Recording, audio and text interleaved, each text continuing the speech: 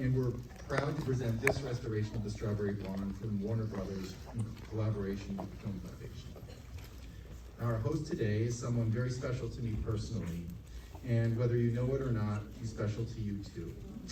Early in my career at TCM, I made a trip from Atlanta to LA for a meeting with the legendary film executive Roger Mayer and his protege at the time, George Feltenstein. I was new and had a lot to learn, but Roger and George were incredibly welcoming and supportive to me personally and to TCM. And over the years, George and I have worked together often, and he's maintained that support. In the process, he's become a good friend and someone that I trust and admire. But more importantly for you, he's been a true hero behind the scenes to anyone who loves classic movies. He works harder than anyone I know to make sure so many classics are available for us to see. Sometimes that means clearing rights, sometimes it means overseeing restoration, or marrying picture to sound, or locating material, or a million other things that we don't even think about that goes on behind the scenes. And it's a ton of work. Nobody does it better or more than George, and it's all in service to us to be able to see these great films. So, George, thank you so much for that, and thank you so much for hosting today. Really appreciate it.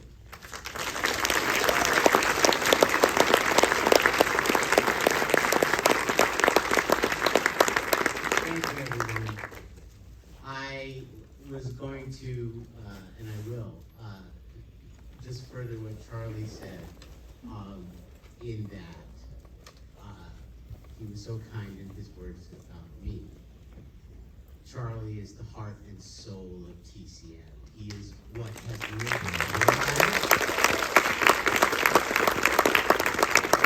and I am so proud to call him my dear friend and colleague. And when he asked me if I wanted to host the TCM Film Festival event, I said, of course, because I've been coming to the festival since the very first one. And TCM is really part of my heart and my family. I've been proud to be the Warner Brothers, currently I'm the Warner Brothers Discovery Library Historian.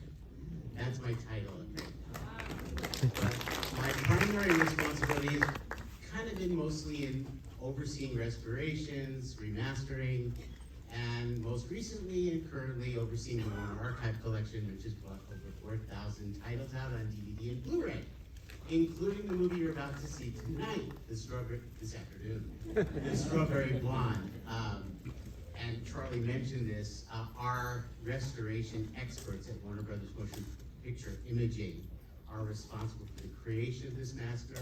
It's a 4K scan off the original camera negative, and It's gonna look gorgeous. And it'll be available a week from Tuesday on Blu-ray. So I'm happy to put that in. So what is Morning Night at the Movies, you may ask? Well, first of all, it is the afternoon, so you gotta use your imagination a little bit. But the concept basically is to recreate what it was like going to the movies if you went to see The Strawberry Blonde when it opened 82 years ago. And going to the movies in those days wasn't seeing ads for the local pimple popper or whatever. It was a short, a newsreel, a trailer, a cartoon, maybe 2 or 3 cartoons or shorts. The studios owned their theaters, and they had short subject departments and cartoon departments, and in certain cases, not Warner Brothers at this time, newsreel departments to keep filling the theaters with content. Of course, the main feature is the main drawer.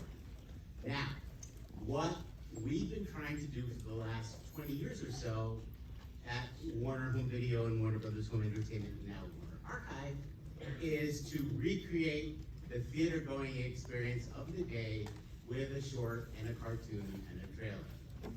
And the best thing is you're now going to experience this on the big screen, which there is no replacement for. And you're going to get to see this film. It has been meticulously restored by my colleagues. And it's also a magnificent film. It's based on a play called One Sunday Afternoon that was originally filmed in 1933 at Paramount with Gary Cooper, and that film was not a success. Nonetheless, Warner Brothers knew that the source material would be well served in the right hands. So with James Cagney, Olivia de Havilland, and on loan out from Columbia, the soon-to-be big star Rita Hayworth in the role that Ann Sheridan turned down, we have The Strawberry Blonde, directed by the magnificent Raoul Walsh. And this film was a tremendous hit when it came out. And if you're saying, well, one Sunday afternoon, did Warner Brothers? Yes, Warner Brothers remade the movie 7 years later as a musical called One Sunday Afternoon. But this is the film, Strawberry Blonde, that people really want the most. And that's why we're grateful to the Film Foundation, who saw that we were celebrating our 100th birthday and helped us pick 10 films to be restored and remastered. And many of them are being shown here at the festival, and all of them are part of TCM's programming this month as they salute our studio so proudly. Thank you, Charlie, because that's all Charlie.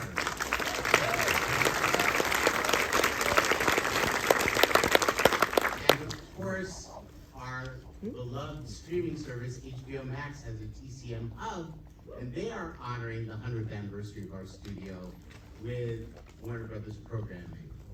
And so it is my great pleasure and delight to welcome you to a Wonder Night at the Movies. Make believe it's 1941. Now, just one caveat, we have no newsreel. The reason is Warner Brothers didn't have a newsreel department until they bought the Pathé News in 1947. So if you went to a Warner theater and you saw a newsreel, it probably came from another company. So we're keeping this pure Warner Brothers. And unlike what I usually do when I put these things together for home viewing, I'm happy to introduce you to it on the big screen as it was meant to be seen. Thank you for having me at the TCM.